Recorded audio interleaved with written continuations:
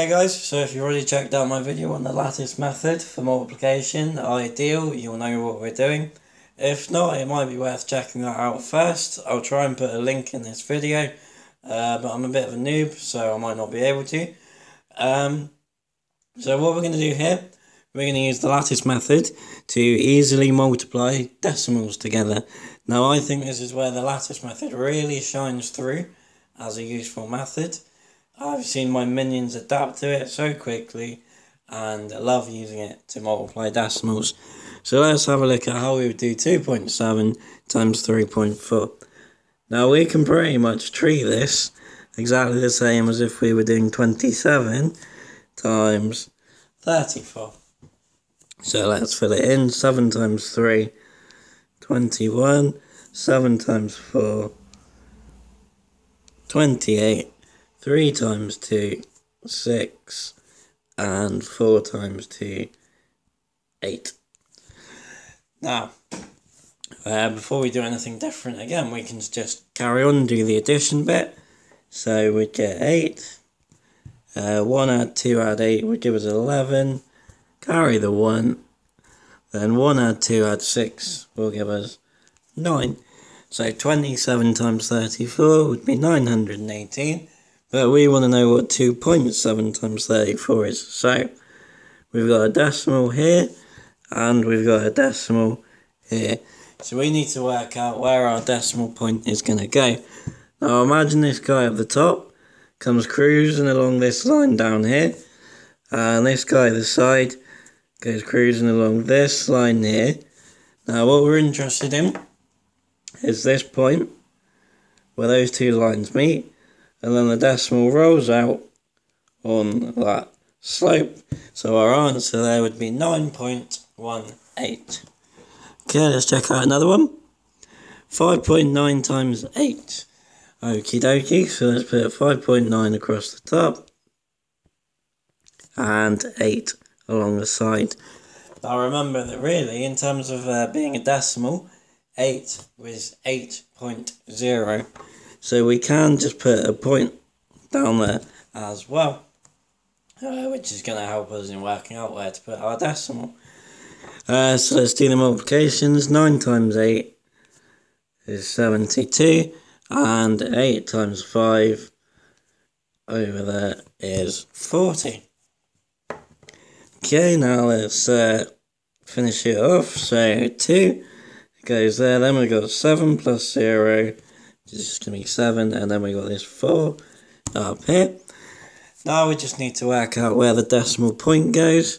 Again, imagine this guy at the top is cruising down here, and this guy at the side goes cruising along there.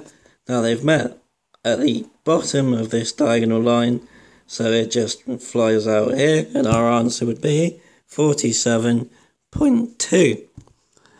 Okay, let's have a look at another one. 0.56 times 3.7. Now you could alter this grid a little bit. You could use a 3x2 grid to put the 0 in a column. But that column is going to be completely useless to us. It's just going to be full of zeros.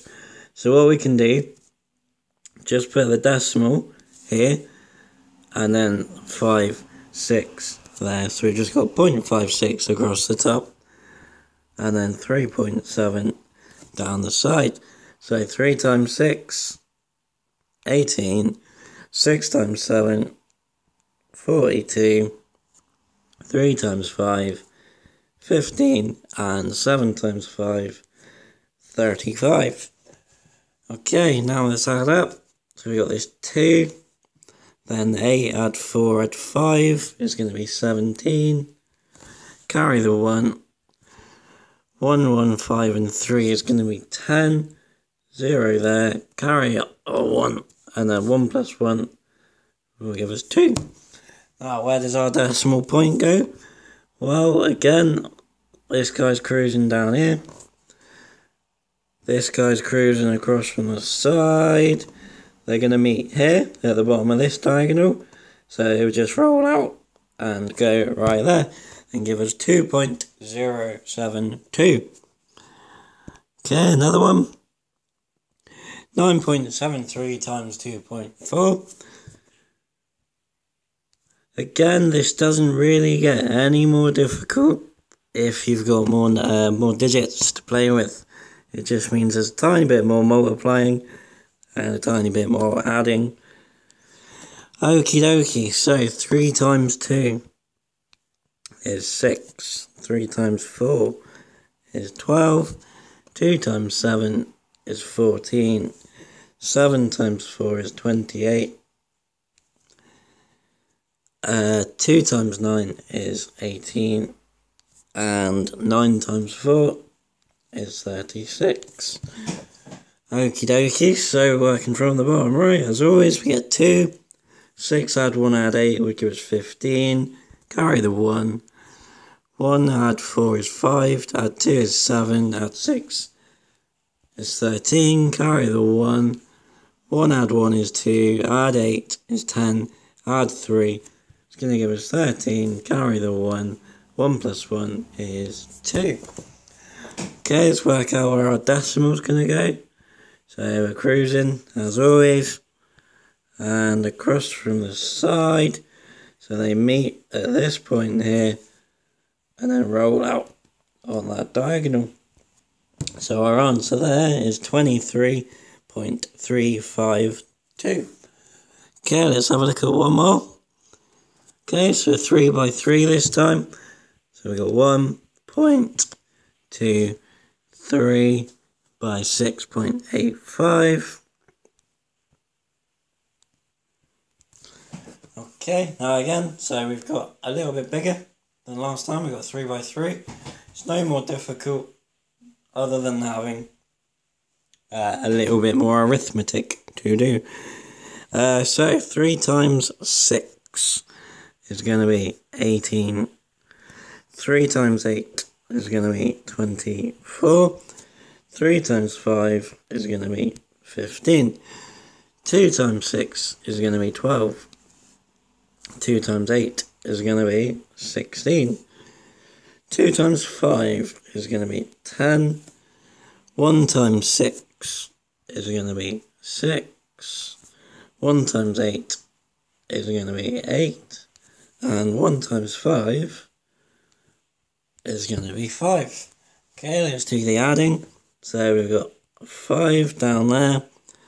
4 and 1, we've got another 5 there. 8 add 2 is 10, 16, 17, 22, 2 there, carry 2 up.